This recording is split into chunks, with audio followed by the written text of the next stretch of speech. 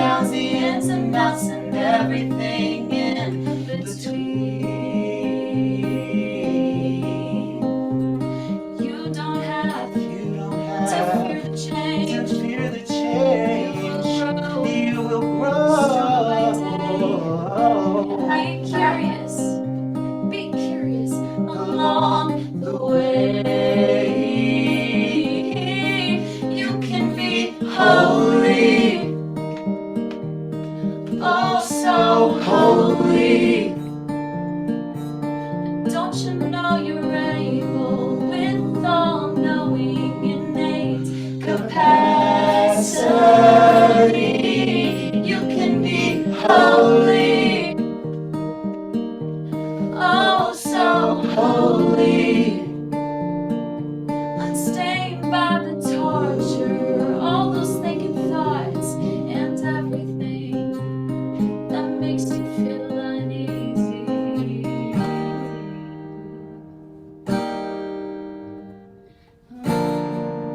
We don't have the piano part played yet.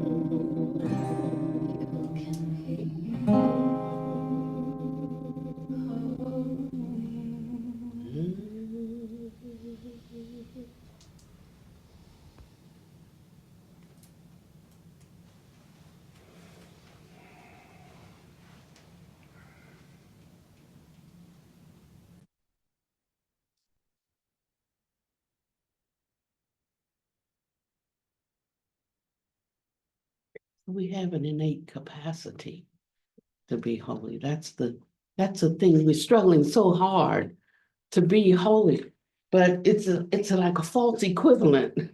Feel like you're just to give that up. There is something that naturally or spontaneously arises, and so our only job is to kind of shift the mind. It's like driving a car. Like we used to have stick shifts in my day, um, and you mean like you had to put it into gear to go somewhere, and without So our job is just to put the car into gear. And when we put the car into gear and they had like the clutch and the gas pedal, and you had to learn how to balance it in such a way that when you release you move your foot from the brake to the gas pedal, and then you have to release the clutch, but you had to get a feel for it, and if you did it too quickly, you get a jerk and the car would cut off.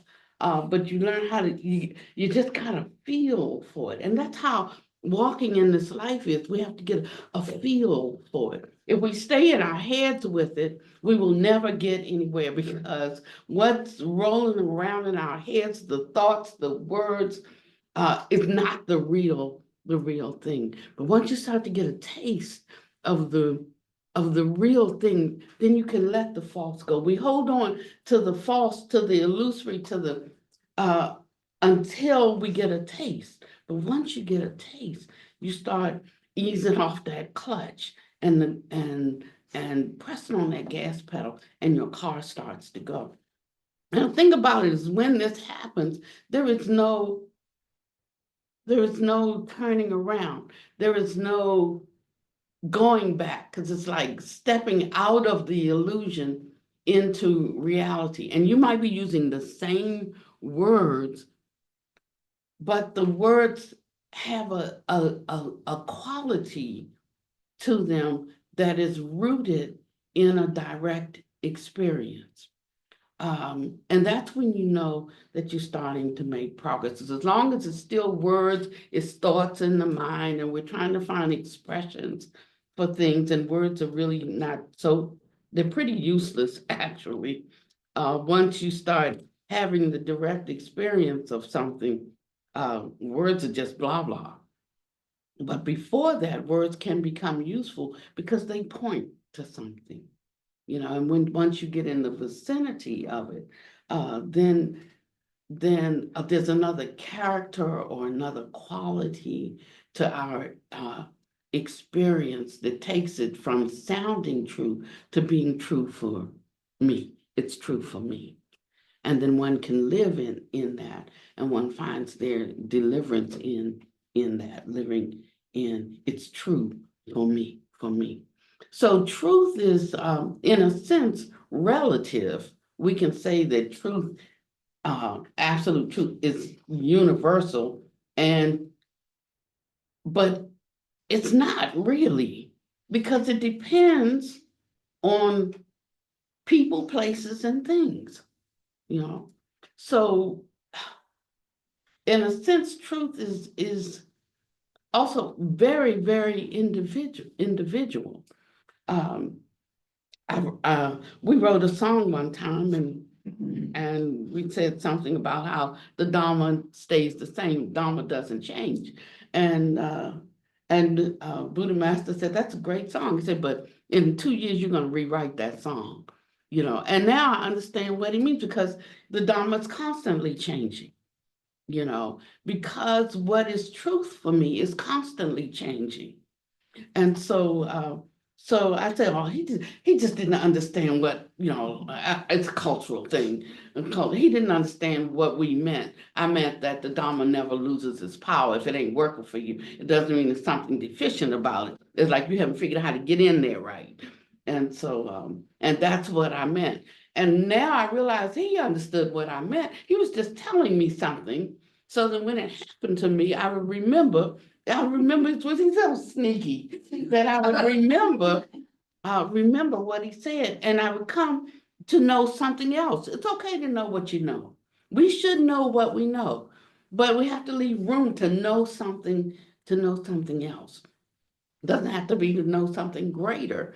It could be to know something lesser, but it impacts our understanding of something that we already know. That's how we continue to grow and expand our capacity to grok in every moment. That's a phrase that Bernie Glassman came up with. He called it grokking, and you have to just kind of get a feel for that. It means to be able to be with things, to be able to like really, I don't want to say feel them because it's more than feeling something, but it's like that push hands to be able to stick with it in such a way, but yet not push on it and not be pushed upon by the opponent. So all throughout life, the vicissitudes of life, we're dealing with these kind of opponents, and we have to learn how to grok with them, not be overcome by them, not to overtake them, but we are just with them. And in that way, we find an avenue out of our suffering. So some things can be going good, things can be going bad, and yet we can find that we can be with it all without suffering.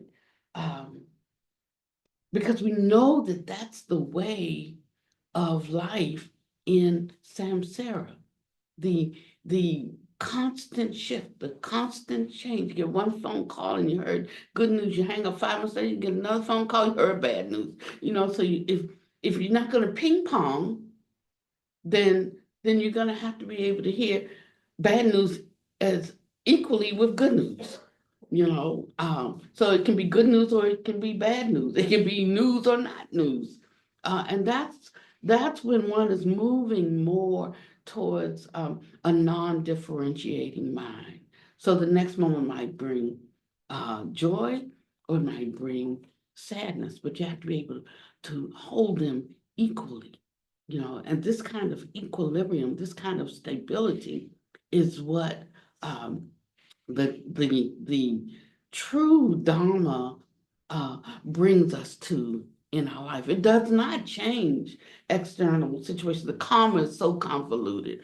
It's so intertwined and wrapped up. You can't project the next moment. You just can't, because we don't even know what karma is maturing in the next moment. But it does make us able to deal with all of the vicissitudes of life in all of the 8 winds of praise and blame and loss and gain, pleasure, pain, and fame and shame. That's it. That's what we got here until we are not here anymore. And depending on how we handle this determines whether there is more for the next mind stream and body that comes together. So better be careful how you handle this, this moment and this interface of the eight worldly winds. Know where you are and know what your proven um, weapons of spiritual warfare are, so that you can use them when you need them. Now, what does this have? We were on meditation. I didn't forget. And what does this have to do with meditation? You might ask. Well, the Dhamma all by itself. It doesn't need you, right? But the meditation is that's tools that you need to align yourself with the Dhamma. It's like if I'm going up against a struggle or a battle, I'm going to get with the strongest one. So I'm going to align with the Dharma. I already know in myself I am weak. So I'm not going to align with somebody that's like me, that's just as weak as me. I'm going to align with a winner. And so I align myself with the Dharma, and in the Dharma, the combination, the coming together of this through thought, speech, and action, you know, is how I surmount the difficulties of life, and how I can be with the constant shifts and the constant changes. Uh, so that's why if we go into a practice of meditation and we have no basis, you know, for understanding the experience or developing the methodology, we will walk away thinking that it's like stress reduction, or we'll walk away thinking like, oh, it's just something to just relax and let go for a while. But we will not have developed and cultivated a useful tool that will really save us when we are confronted with the vicissitudes of life. We'll fold like a deck of cards. We won't be able to make it. And so, so for a whole year, we stepped away from meditation, because most people in the West, at least, they are introduced to Buddha Dharma or the Buddhism through meditation. It's not like that in the East. In the East, it's sort of like a way of life, a way of looking at life and handling life. And that's better than contriving something, in the mind. So they just kind of live. They don't learn a lot. They're not, perpetual students of the Dharma, and it's not so much about Buddhist studies and all these kinds of things. So we think, I guess they don't know nothing. They were just born into it, but they're not really just practitioners. And that's how we think, which is it's an erroneous view, because better to live what little bit you know than know a lot and can't live it. And so here we have in this diaspora people who've done a lot of studying and a lot of wordsmithing and a lot of academics, and like we are intellectual, um, um, and we think of ourselves as being almost like the most powerful, you know, the best country in the whole world, and our way to the right way. So you know how babies are. I mean, like we're only like 200 years old or something like that. So just think we got a baby mentality. We think, and so we have to learn a different way of approaching. And so we stepped away for a year with meditation. So, and people say, I need my meditation, like it's the binky, you know. But now we can go back to it because we have been introduced to prajna, and we have some understanding of how to take it from being just empty theories and concepts to actually walking it out in life. And so we're not so dependent now on external conditions, measuring up to what we think they should be. We are now in an internal investigation where we are stepping up, and we're coming into like a kind of a fullness that allows a shift or transfer. When we're talking about the 37 factors of awakening, the 37 factors, and some of them they repeat. And the reason they repeat them is because one has to do with a mental understanding, the other has to do with the power of it when it is put into practice. So some things have uh, a quality, but you have to enact it, and it then transforms into a power that actually saves you or delivers you in the moment when calamity arises, in your life. So we started with the jhanas, and somebody find me Jhana. yeah, Gina Nikaya.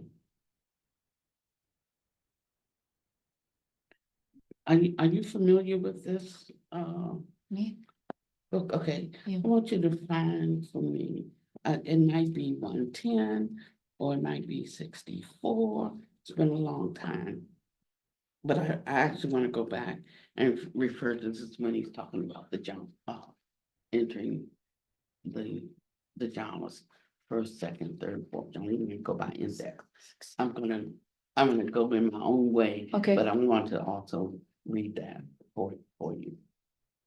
Okay. So now we can understand a little bit better about what meditation is, and we have a particular method that's sort of like a bridge between how we live and look at and understand life, and the process of meditation. And that bridge is the Samalu, the supreme and unsurpassable Mahamudra of liberation, because it tells us what to do with the mind, how to make that leap from the ingredients of our practice, to the meditation and the stilling of all thought. And so he says it's a bridge, but before we can cross the bridge, we need to know what's on this side of the bridge and what's on this side of the bridge. And then we'll get to the Mahamudra of liberation that bridges it from thoughts to speech to actually action in our lives, and we'll have everything we need. So the practice of meditation is basically to regulate and concentrate, our body and our mind. So to regulate means to partly is to subdue. So when one is moving in an emotional stream and they start to be perturbed or overcome, is to be able to throttle down, to regulate, to be able to pull one back, to apply the brake. I had a car one time and my motor mount broke. I tell you, all worldly Dharma is Buddha Dharma. My motor mount broke, so when I pressed on the gas, I mean, like I didn't know what it was until I took it to the shop and they told me what, it was like a, I don't know, 35-cent part, but the motor mount is like a nut that holds the motor to the chassis, and so when I step on the brake, because the nut, the bolt was broken, the engine would rev and take off, and so the car would like just fly off, and I didn't know what was wrong with it. And I just said, oh, just motor mount. How much? He said 35-cent part, but I gotta tell you, we got a lot to do to replace. We had to take the whole, lift the motor up. We got to go up on, so it ended up being a costly thing for just a little nut. So if we could think about how we go through things in life and all of the machinations and the things that we do for like one little issue, but actually it's fundamentally important and necessary, that one little thing. And so if you could think of one of the purposes of meditation, it would be like that nut that holds the engine to the chassis. Then you can drive the car, but without it, the car just takes up and goes off on its own, and you have no way to control it. And so meditation is that way. It is to rein in, we're fearfully and wonderfully made. And this mind capacity is so great, but with the scatteredness of it, we can't utilize it in a certain way.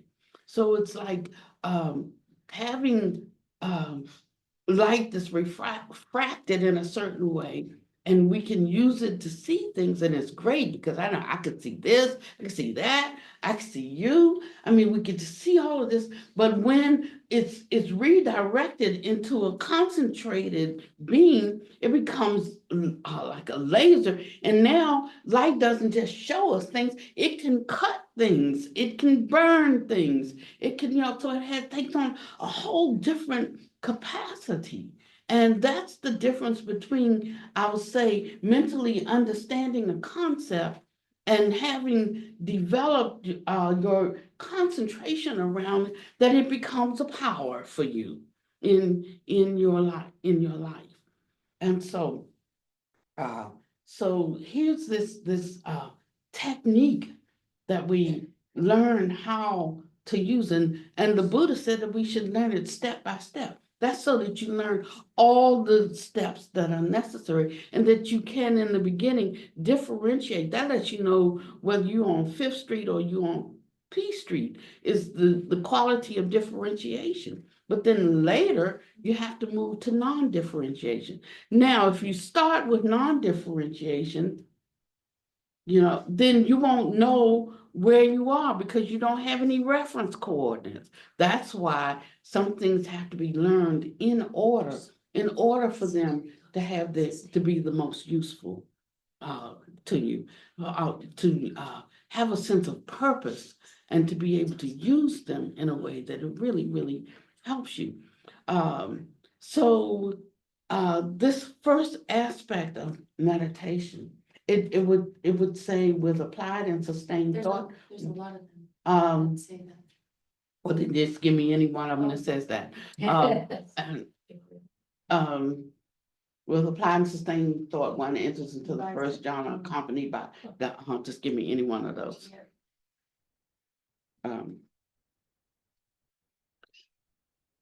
Okay, so it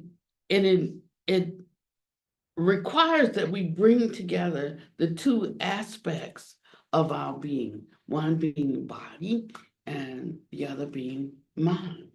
And bringing, thank you so much. Where is it?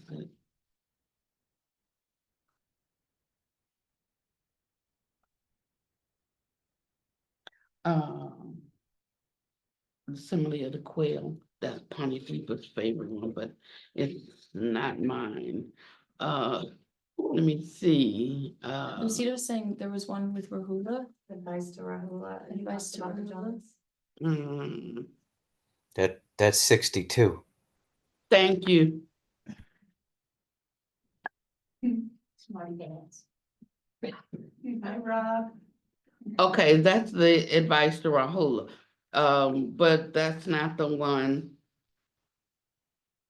that I want. See if I had bought mine, Majima Nikaya, then I could like just open up. Towards the end of that sutta, he talks about the jhanas. Take your time, no, this is on developing. Oh, wait.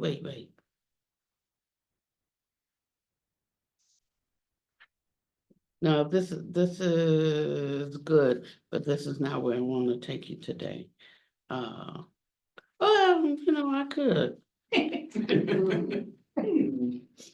We're along for the ride. Okay, all right, maybe I will use that, but not right this minute. Thank you. So to subdue, but not just to subdue, and we don't like anything that uses words like that, to subdue, because we like independent people.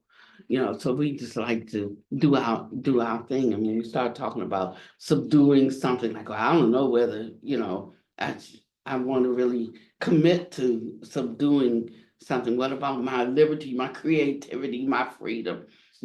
So let's think of not just like subdue, but also to refine the mind, to make it, there's something in our understanding of what refinement means, that it has a certain nobility, it has a certain quality of ease.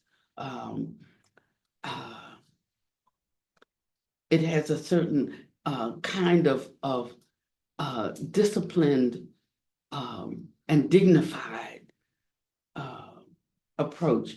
A Buddha master would use the words all the time, like dignified appearance. He talks about being dignified, and that's the kind of refinement that we're speaking of. So we think of the mind as like unruly, ill-tempered, hard to control.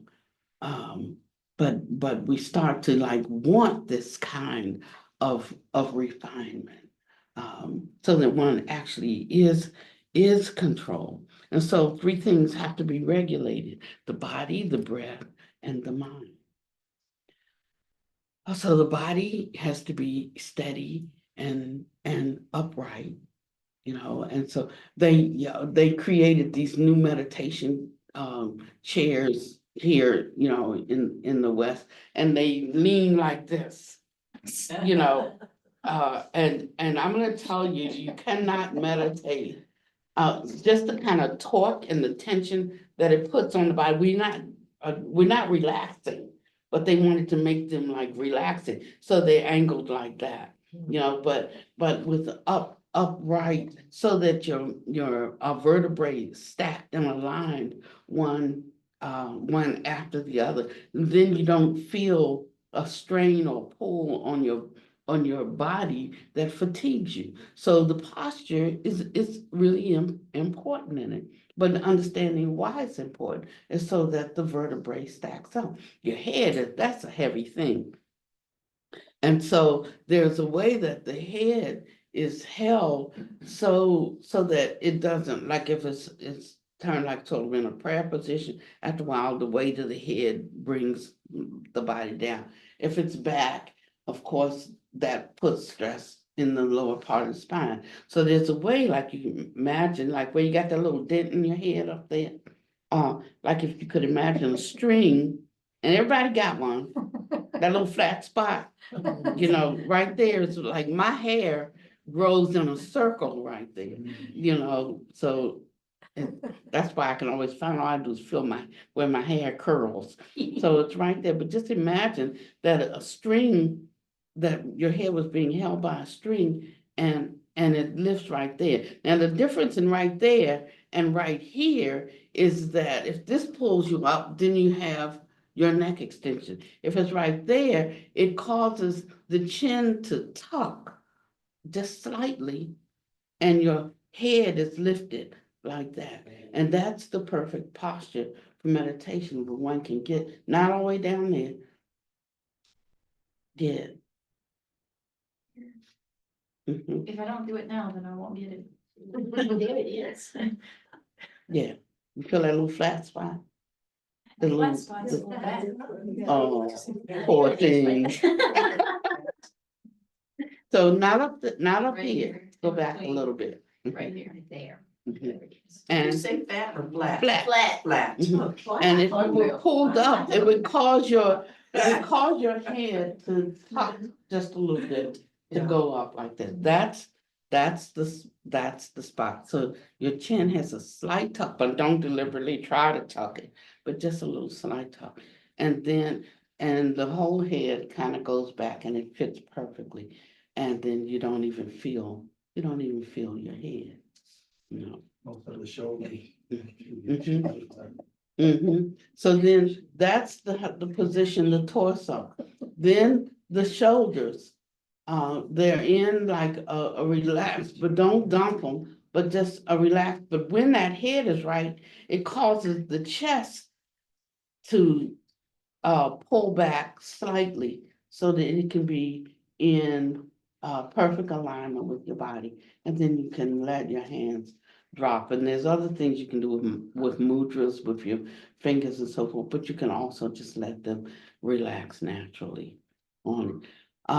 Now that's great for when you're sitting in a chair, you know, when you're on what's more optimal than a chair would be to sit on a pillow, and also like you can have a wedgie, a slight wedgie, a slight triangle, you know, kind of triangular phony that allows you to have like sort of a slight pelvic tent, a slight tilt, a slight pelvic tilt. And in that way, your knees are a little bit lower, you know, than your butt is. And that allows you to hold that posture. Otherwise, like every few minutes, your body, you're gonna be fidgeting because your body is trying to realign. So I don't think we spend enough time really getting, I must have gone through 20 different cushions. I bought doggy beds. I bought, they have like these cat couches.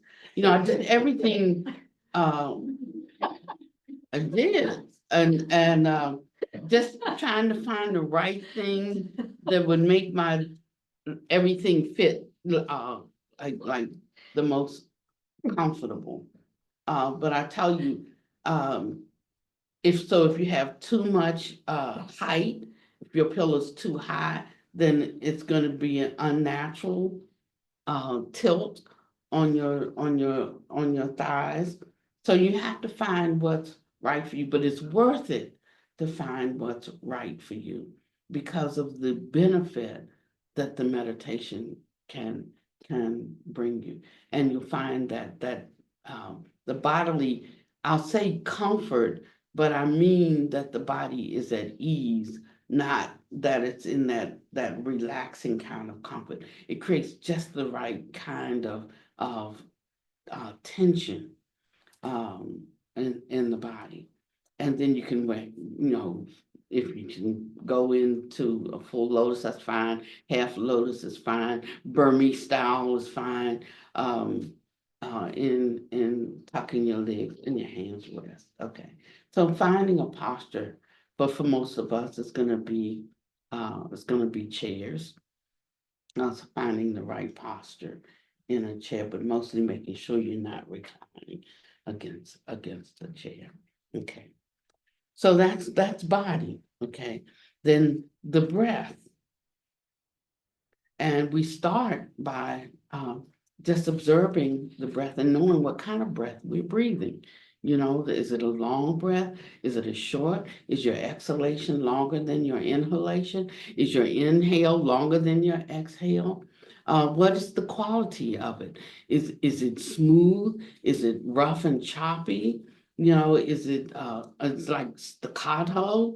So you're just noticing, the breath, and what you're after is keeping noticing it until it becomes even, and then staying with the evenness of it until it becomes silent. And that's your practice. Now it's not that the breath is so important. One thing I like about the breath, there are other things you can use. The Shakyamuni Buddha taught about 40 different meditation objects you can use, but they're all objects, something you have to have with you, right? Or to focus on. But the breath is always with you. I mean, there's no place you're going to go without it. So you always have that ready. And in a second, one can turn one's attention to one's breath, and it's an object that's right there, available all the time. And so, if we were to try to just sit up now, right now, just sitting straight up and getting into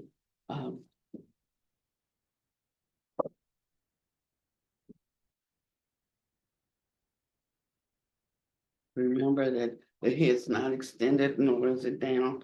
It's pulled up by that back so that it lines up. Shoulders are relaxed. And you might like place your hands for today closer to the upper part of your thigh, as opposed to sort of like reaching, but to the upper part of your thigh here. So there's a little bit of a tension there, but not enough to really enough to call it tension, but just attention. You're paying attention. Mhm. And it said establishing mindfulness in front of you. In front of you.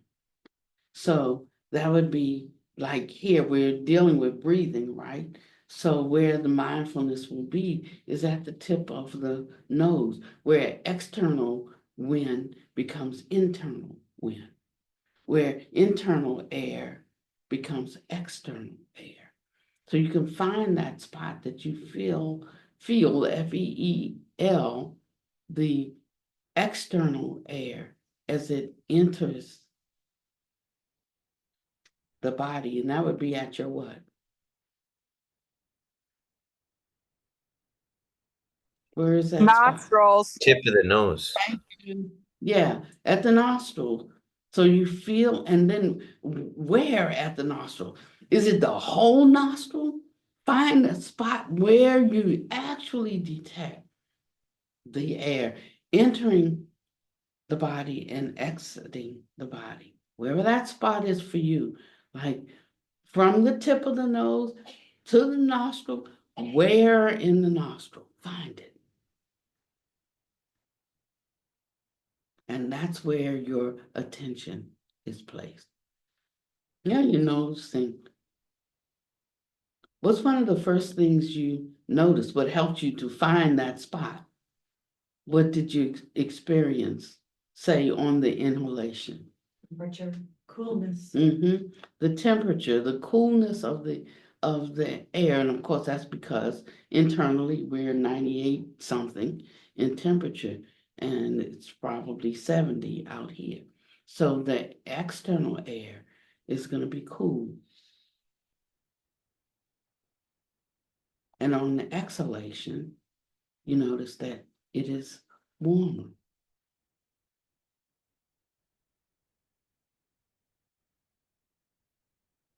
What else can you notice as you're following the breath in this? Sensation. Sensation, more. What kind of sensation? Decompressing. You can see whether it's choppy and coarse or like refined, subtle. Because we're just looking at the quality of the breath right now, just the quality of the breath. The inhalation is sharp, while the exhalation is more dispersed and softer. Okay. That's good. What else? Sometimes I notice a wetness type of a quality on either the inhale or the exhale. Okay, that's good. What else do we notice? The pause between inhale and exhale. Pause between the inhale and exhale.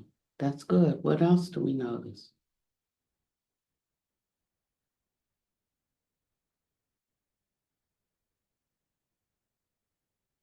What about the length?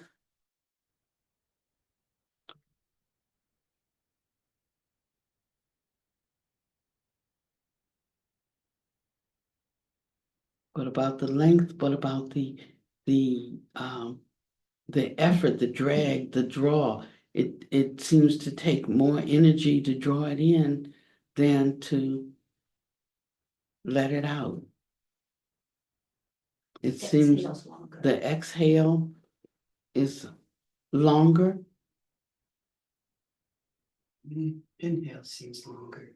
For some, the inhale seems longer. But know what it is for you, because you're just observing what it is with you. Inhale seems to be more effort, Inhale seems to be more effort. and the exhale is just like a release of the inhale.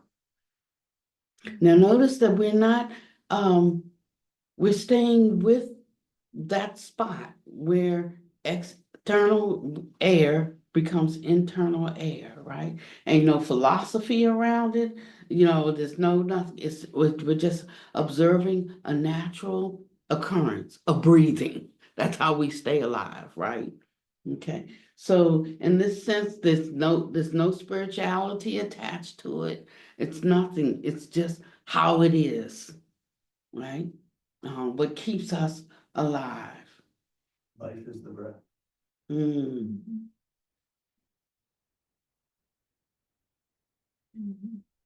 And you see that it has a quality, it has the characteristic or quality of regulation, if we actually pay attention to it. Meaning, how many people feel more organized right now, just by the breathing. So we have an internal force and an internal quality that can organize us, that can refine us. Isn't that wonderful? It's already built into our mechanism. And we might have to get some outside help organizing our mind, but here's the first thing to know, and it's free, that we have an internal mechanism, just the function of breathing itself, that can begin to regulate and refine the mind. And not just to regulate and refine the mind, but to control internal controlling of the mind.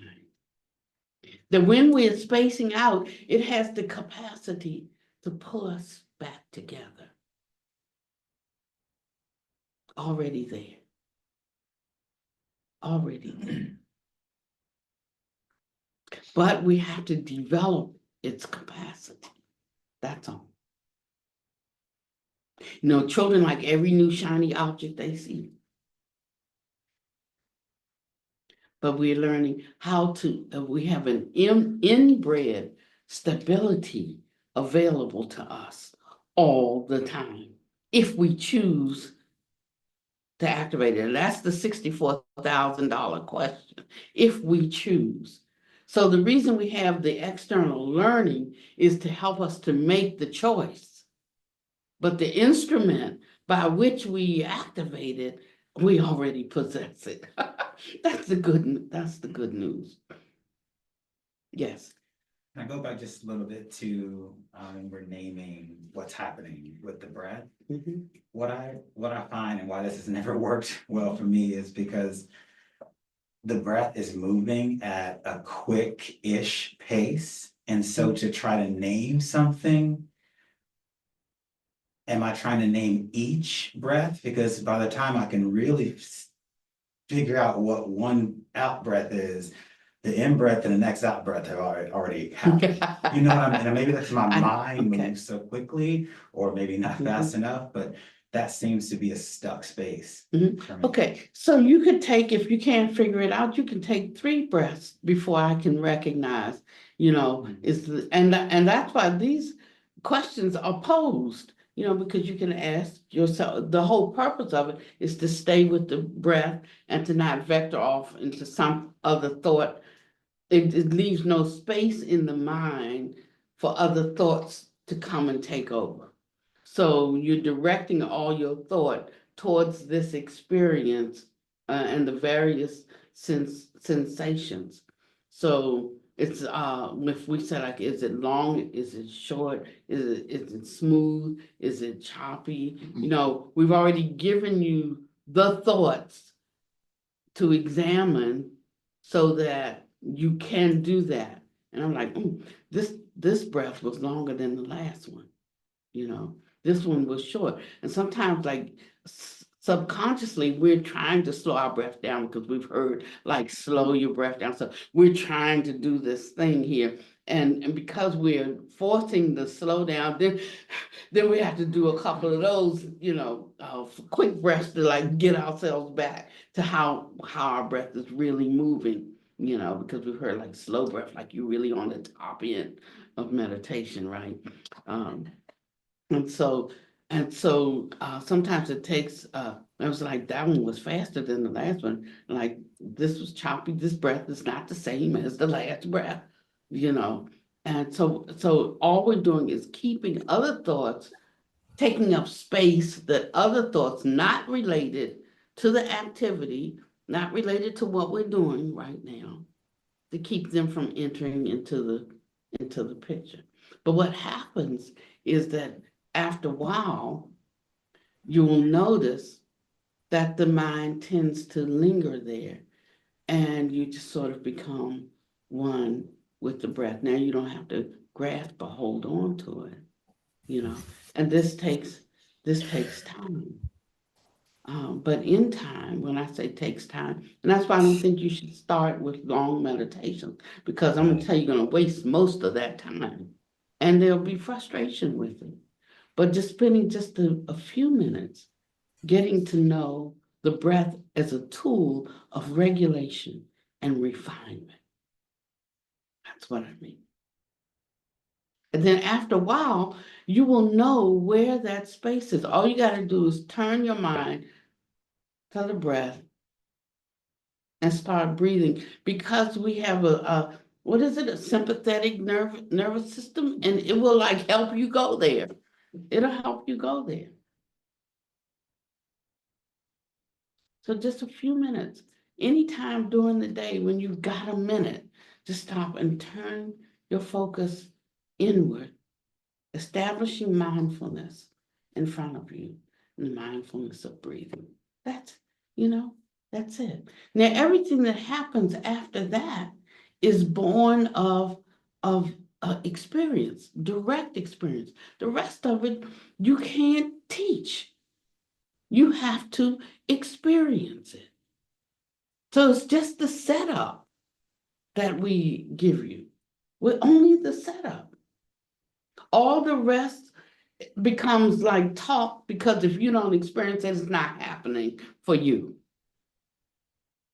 Right? And so you'll sit there, because like I meditated 30 minutes, I meditated 1 hour, but you're like all over the place, it wasn't really meditation because you never got into that state. Now, but once you've entered that state, you know what it is. You know where it is. You know how it affects you. You know the power that it holds. You know its capacity to tame you, to still you. And you know that there is something there with that. And the rest of it is developing it. So it says, with applied and sustained thought, one enters into the first jhana. So with applied and sustained thought, the thought is focusing. It could be an object, but it could easily be your breath. Today we're using the breath. I've done casinas, and the different casinas, the different colors affect us in different ways and open up different capacities. For instance, to shift from the quality and character of something to the power of it would be like meditating with the blue casino. That's how you develop the capacity to walk on water. And so there have been some who have done that, who have done that.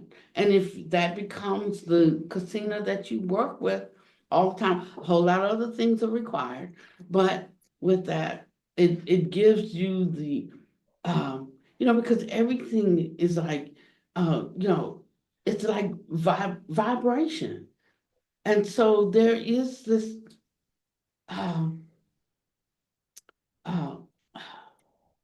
quality of lightness that one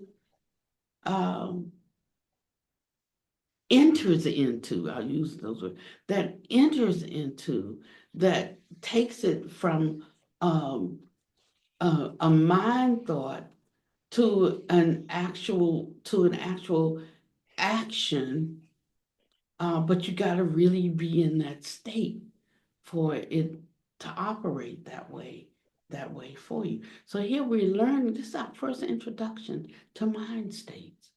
This is in 1 minute of sitting, we can recognize a movement in mind state. What if we were diligent with this and we gave a lot of time to this?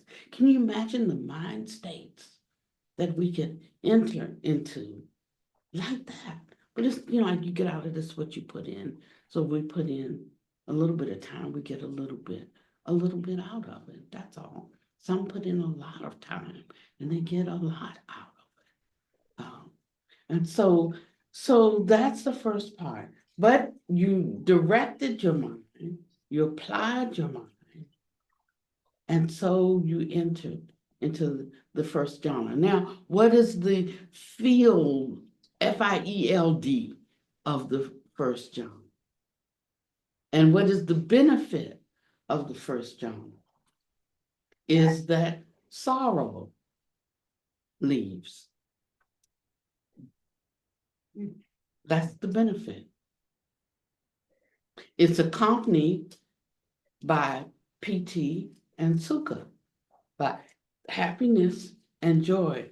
So the happiness and joy routes out sorrow. Sorrow is abandoned in the first jhana. I love it. Yeah. That's great. Yeah. So that's why, that's the benefit of developing. And that's why I know when somebody's practicing or when they're not.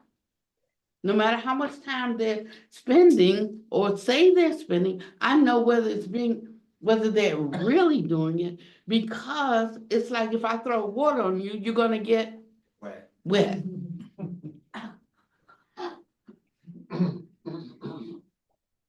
That's it. So, yes.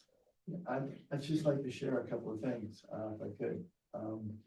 This week in particular, I had a couple of people in different incidents entirely do some hurtful things towards me.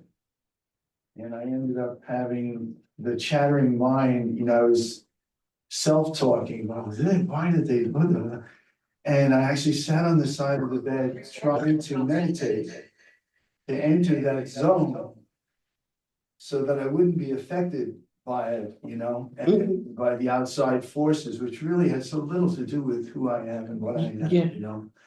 And so finally I said, I gotta go someday to see Pannavati. And here you're like right on target. And the other thing I wanted to share is the dichotomy that I think you're trying to tell us. Reminds me of something Confucius said, something like study being the one and practice being the other. Study without practice is useless, and practice without study is foolhardy, something to that effect, you know. Mhm. And so, yeah, there is a time when you have to say, I have to sit down and do this, but when you're doing it, you know, it's practice, it's a life practice that I've always admired, monks who are really devoted their lives to it, that I'm just aware enough to know what's there. Mhm. You know? Yeah, Yeah. and sometimes, you know, even the best thing we do when we go to extreme with it and we don't balance it out, it doesn't work out in our life because of the balance. So we're constantly learning how to balance things. And that's a great example. That lets you know where you are. You know, you're not on a blind journey here. You can chart your progress and you can know where you are all the time. So if I know that I'm not that I am struggling with sorrow and just this painful down attitude, I can't get myself out of it. You know, I have a remedy. And if I apply this remedy, I mean, like it works, because this body just works on its own to establish and maintain its equilibrium. We do so many destructive things to it that we tear ourselves down, but it's a survivor. And so our body really struggles to put us back. So he's saying this is how you bring these three things together. And you ain't got to have no theology around that. You don't have to have any religiosity around that. You just do that. Now there's some other things that we might consider spiritual or religious that has to do with virtue. It has to do with quality of things, you know. And when you add that, that just ups the potential of these things, you know. So and you can decide for yourself which of those things are worth you taking up in your life, and different minds see things and understand things in different ways, and we have different experiences that make us maybe all arrive at the same intersection, but with different perspectives. So I need to hear it in a way that I can use it. I need it in a language that I can understand it. You know, sometimes I need it offered in a certain way that I can use it. The great wonder of a Buddha is that he can say one thing and everybody gets it in the way they need to get it. You know, that's the great wonder of a Buddha. And how a Buddha differs from a teacher. A teacher teaches in a certain way, and they can teach certain people, and they can do. But a Buddha kind of like just talk it out, but each one hears it in their own way, in the way that they need to hear it and use it. So everybody leaves thinking like he was talking directly to me. Nope. You know, but we each take it in the way that we can use it. Okay, so what is uprooted in the first jhana? Sorrow. Sorrow. Right, so when you're sitting there, or even when you feel, FEEL, you know, a drain, a negativity arising, a sorrow, can't you find 1 minute that you can like just step away? Nobody even has to know. You can even be on your job and close your eyes for just 1 minute and turn inward. After a while, it won't take 3 breaths before you find that space, that spot, because you come to know where it is. You know when you hit it. You come to hear some bad news, instead of I gotta call my best girlfriend and tell her what just happened. Instead of that being your first go-to place, just stop and take that breath. When somebody's saying something, if you can't leave, you know, like if there's no way of escape. I mean, if you gotta stay there with it, or if you gotta look at them while they saying that to you, you could just look at them, but you just turned inwardly, right? You got Best if you close your eyes. yeah, but I'm saying like if you can't close your eyes, like maybe you have to keep an eye on them, in case you have to go into phase 2 of defense. But seriously, there's a way we can diminish the chatter that's coming in, that's creating the thoughts, was creating the thoughts. You can, knowing that you have control over this is a powerful tool that you can use. And knowing when to use it. So like I meditate at 6 o'clock, it's 3 right now. And something's going on, like I don't need it at 6 o'clock. I need it right now. And if I'm doing it regularly, I can just quickly, if I choose. So now that's where choice comes in. We can't run ahead of our choice. We really get to make the choice about things that we do. We say we have no choice, but we do have choice. It's like right now, I just choose to knock you between the eyes. I'm making this choice. It's like I just couldn't help myself. I chose not to. Now you can't start with big things. You start with little things and recognize I can choose right now. And that thing you're saying to me right now, first of all, I can listen and ask myself if it's true. If it's true, then I might need to listen to the whole thing and I need to make a change. If it's not true, and I'm being radically honest with myself, if it's not true, then when they give it to me, like I just, in my mind, I can do one of these things.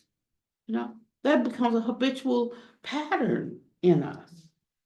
To take in what somebody said and want to rail against it, or to reflect it back, just redirect it. If we're built up enough, we can just take it in, absorb it, and wash it away. But if we're not, don't be trying to do that. That's like I would talk sometimes about people who are doing practices they're not ready to do. Because that's like the big practice now, or that's the practice that their favorite teacher taught, but you have to know what's involved in the practice and to whether it's the one for you right now. Otherwise, we'll be taking on, the emotions of other people, taking on people's dark karma, and we don't know what we can't get rid of. Can't get rid of our own, much less yours, And so that's not a practice that we should be doing right now. The baby steps. And when I have some qualities so that I know I have entered into the first jhana, and I can see arising the happiness and like just the joy and the bliss. I feel that arising in me, and that's what suppresses. Now, the thing about it is when we do practice, practice, practice is not the real thing. Practice is practicing so that when you get into the real situation, you have developed the tools to use it, okay? So when I sit and do meditation, don't think that that's the real practice. The practice is when somebody is saying something against you, can you now exercise and bring up that restorative quality in you? Right now, can you hold that and be with the Brahma Viharas and have kindness towards them when they are not being kind towards you? Can you, so it's not these pithy sayings, may all beings have happiness and the causes of happiness. It's like in the moment when somebody is not coming at you right, can you enter into that state with them where you're wishing them no harm when they're wishing you harm? Can you? And can your mind fathom that it might not even have anything to do with you? You just happen to be the object that walks across their screen at the moment, so you get hit with it, or can you think that they feel that way because they have misunderstood something, not because they're just evil people, or can you, so this is the way that we train. We train. So we only need a little thing to train on. How much do we know about the Buddha Dharma? Or just oodles and oodles and oodles and oodles. But how much of it do we train in on a daily basis? I tell you, if we were training and if we would not have time virtually for anything else, because constantly the mind in its vastness will be showing you these things. It'll be falling like picture frames. Sometimes for me, I gotta say, ho, slow down.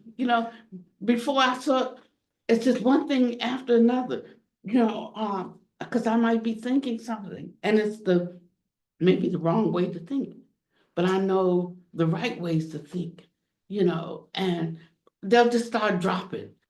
Like, and before I know it, it wasn't just the issue that triggered, the thought or the activity. It's all the things I know about this kind of situation. And which one of them am I going to employ at this moment?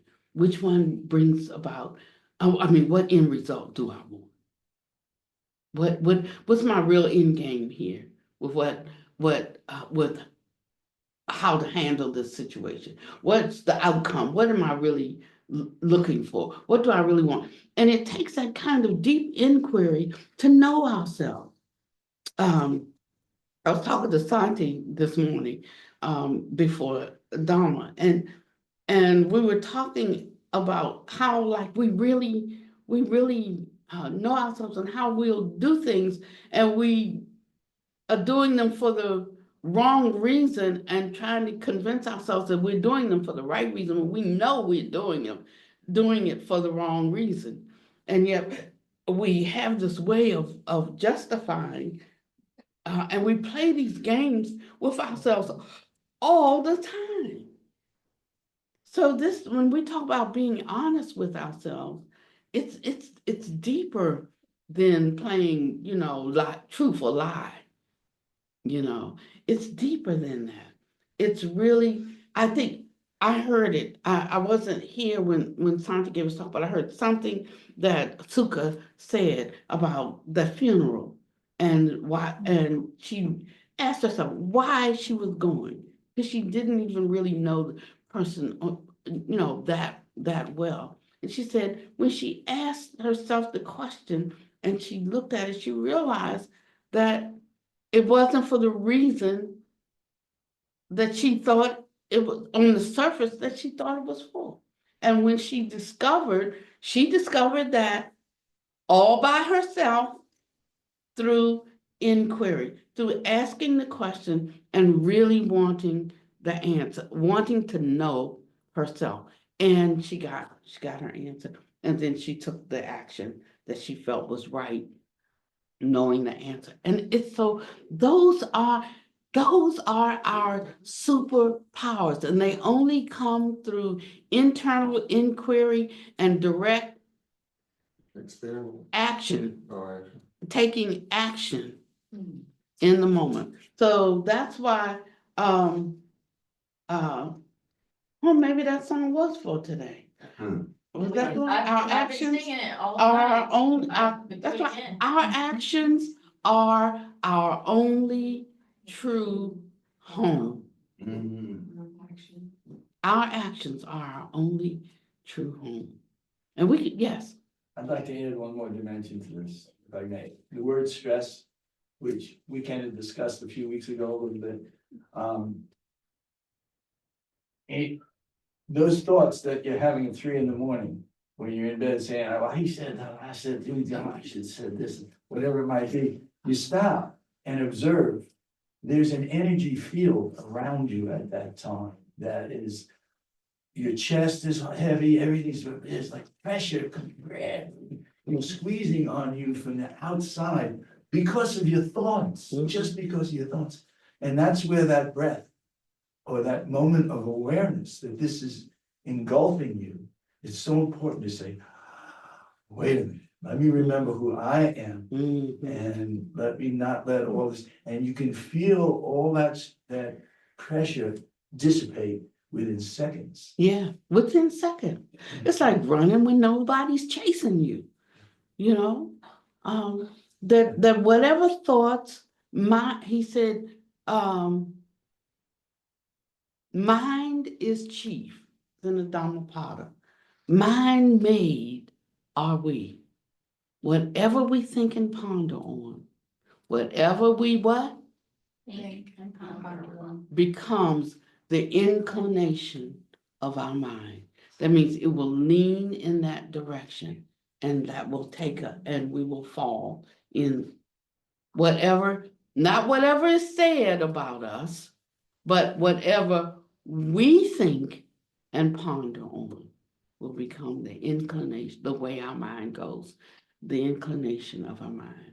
And he said, to make sure you understand what I'm saying, he said, you abused me, he abused me, he beat me, he robbed me. He said, those who harbor such thoughts, in them, hatred will never be appeased. He abused me, he beat me, he robbed me. Those who do not harbor such thoughts, in them, hatred will be appeased. Hatred is never overcome by hatred, but by non-hatred. Now, he didn't say he didn't really abuse you. He didn't really beat you. He didn't really rob you. You know, he said, no, he really did those things.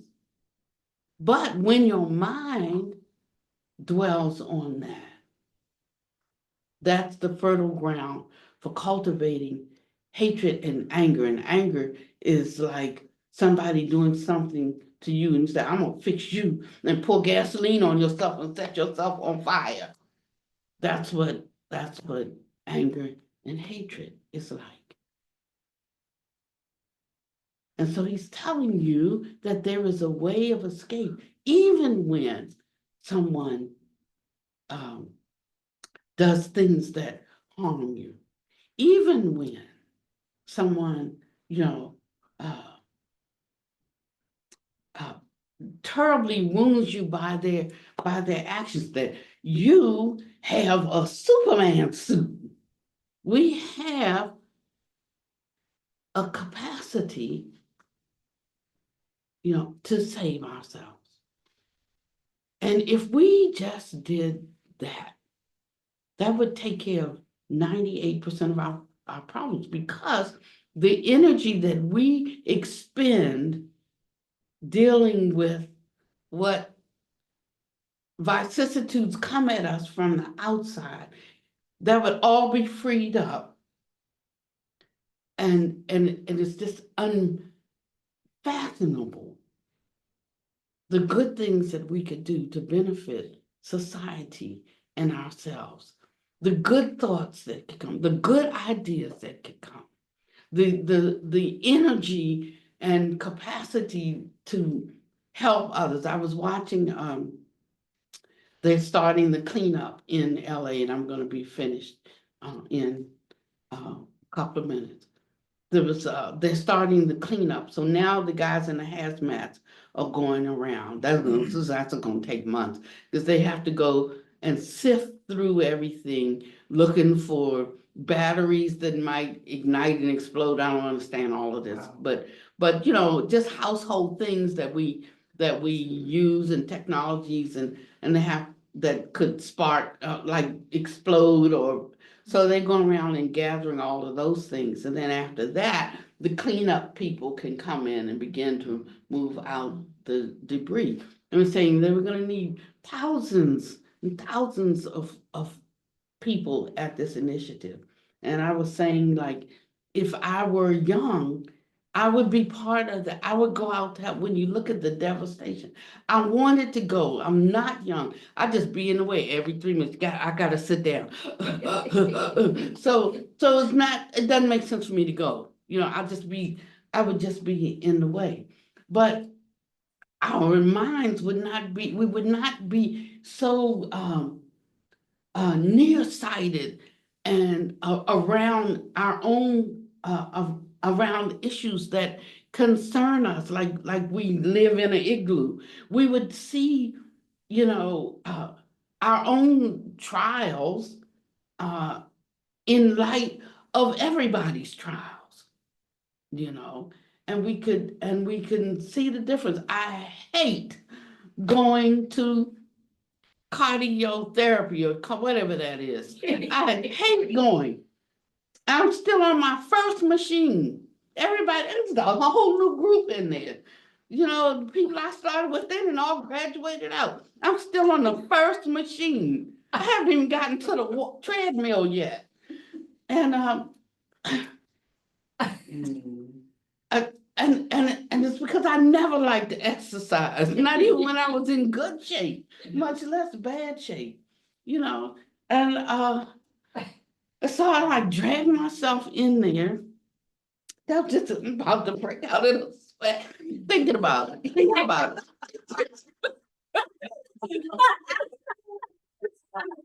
It's bad, but I'm trying to make myself do this, and every week I say I'm gonna quit. I'm not going to the next.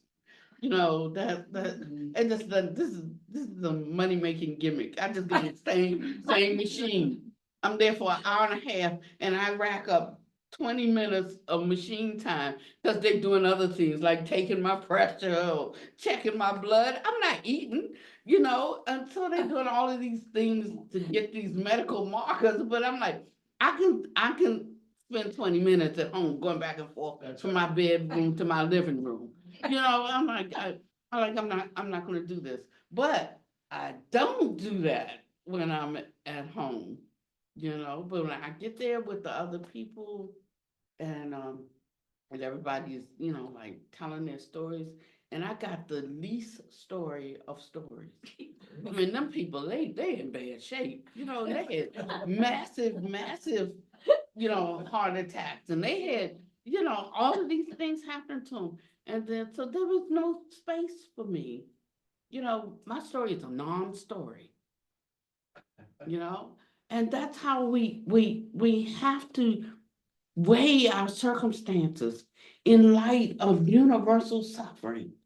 And when we do, we can see that our story, like, it hurts, but it's not the worst story in the world, I'm watching Christopher Reeves comes on tonight, the Christopher Reeves story. And I'm not about the whole story, but I'm just thinking, okay, so you have this heart attack, and a week later you're going outside and moving around and doing this and that. Christopher Reeves had something, he never got up again, and lived a long time. And I'm like, geez, my story is a non-story compared to that story, and a kind of gratitude arises.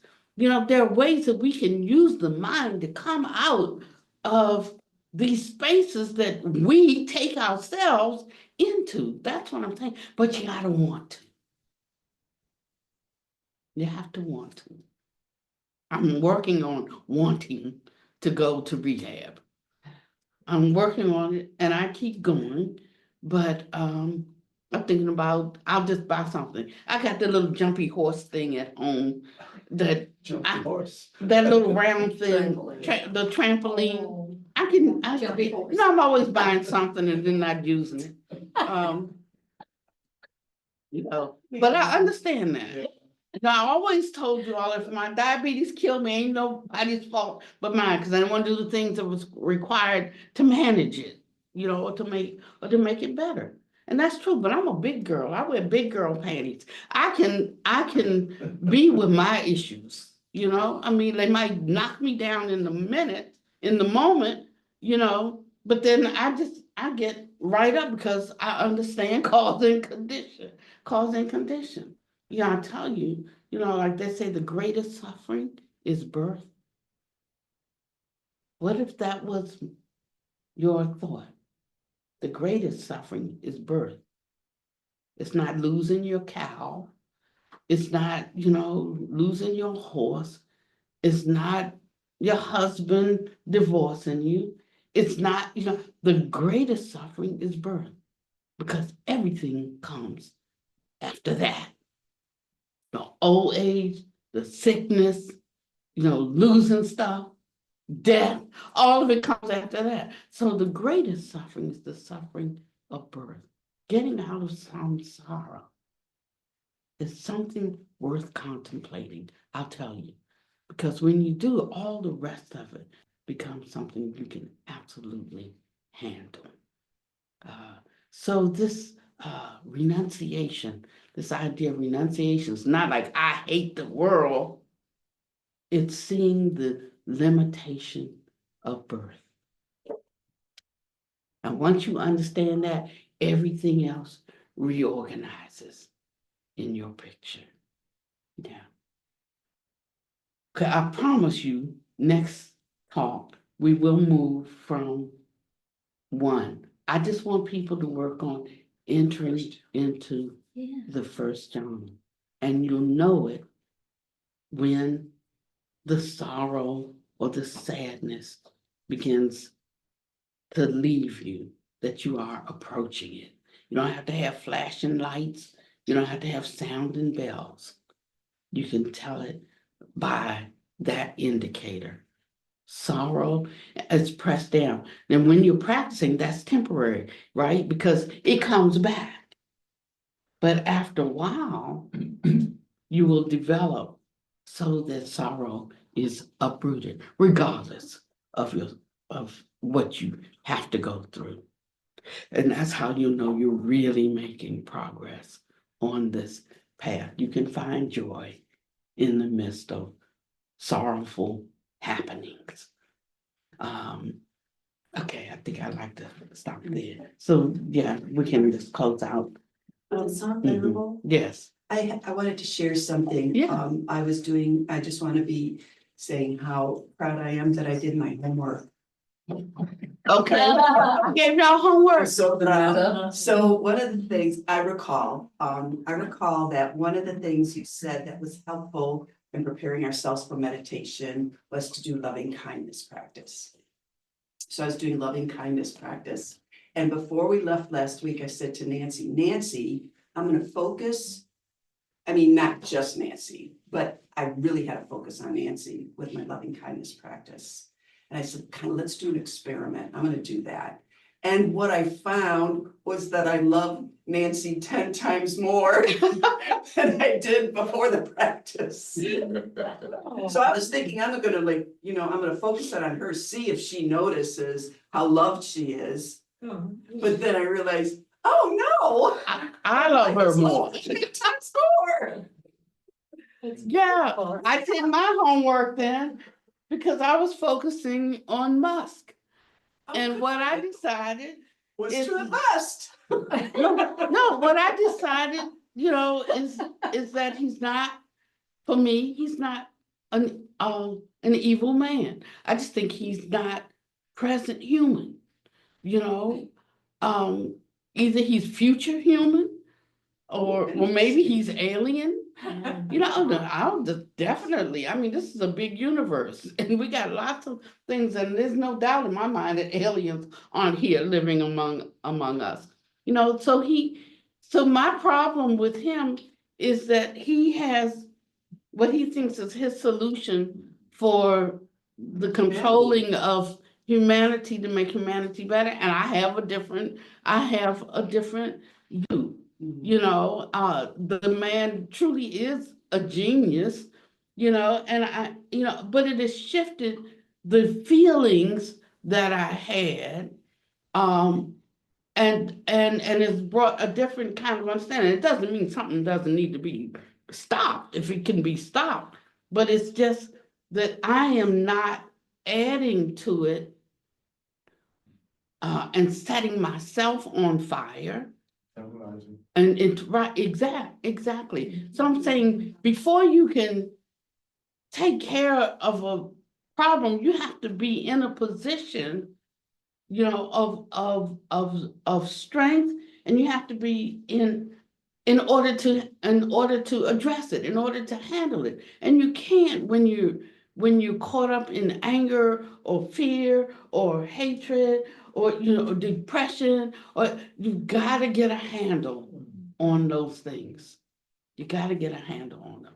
But I can see he does marvelous things, for society as a whole. Things that we don't even know about that's scary as hell. For instance, 60% of all the satellites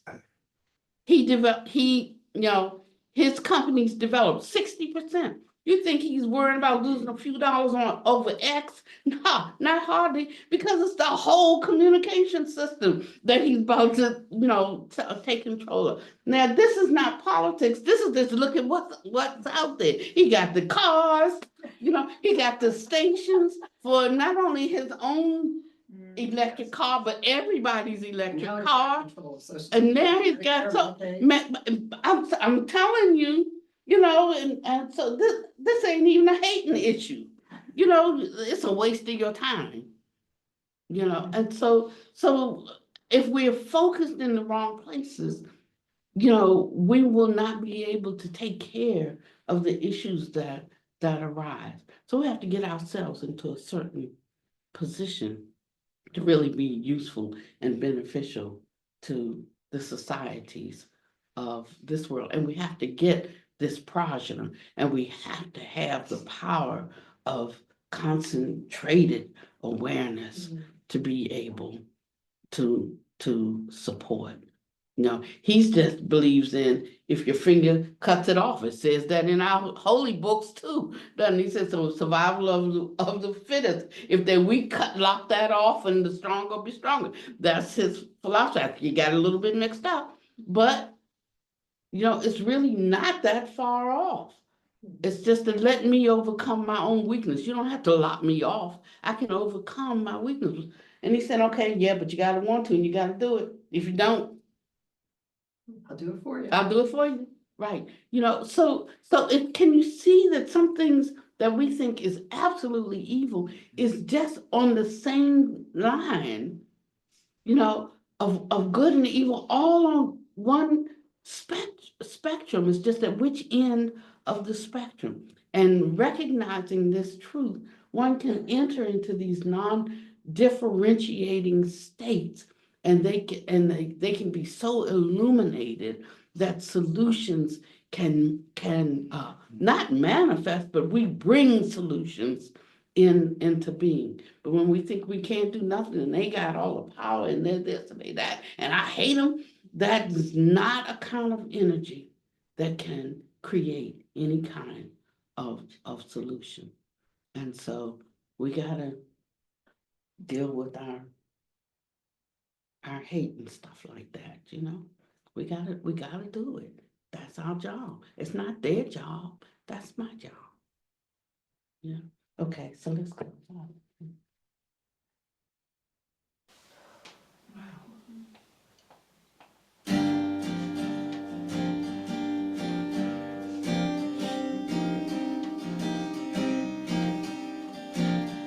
I will age, I will grow old. I will get sick, fall ill and cold. I will meet my final death, I will die. And I will part from all that's dear to me in this life. My actions are my only true home, and everything that I do, it's the only thing I own. My actions are my only true home, and everything that I do, it's the only thing I own. You will age, you will grow old. You will get sick, fall ill and cold. You will meet your final death, you will die.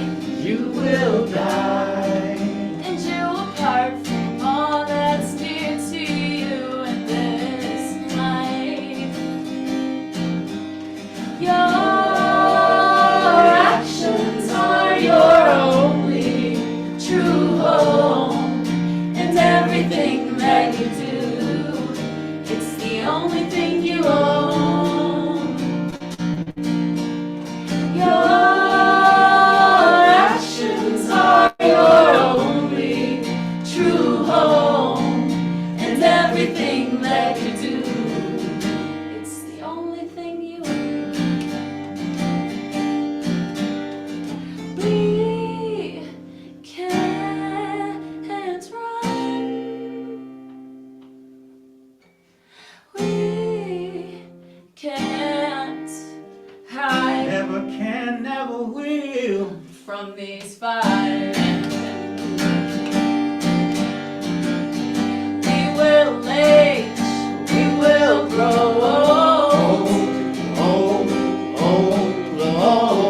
We will get sick, fall ill and cold. We will meet our final death, we will die. And we will part from all that's dear to us in this life. Our actions are our only true home, and everything that we do, it's the only thing we own. Our actions are our only true home, and everything that we do, it's the only thing we own. It's the only thing we own. Our true home. May you be well and happy and peaceful. May the harm come to you in no danger. May we always be able, if they do, to meet the inevitable difficulties of life. Thank you for coming today. Thank you, Venerable. Feel like clapping. Yeah. Thank you.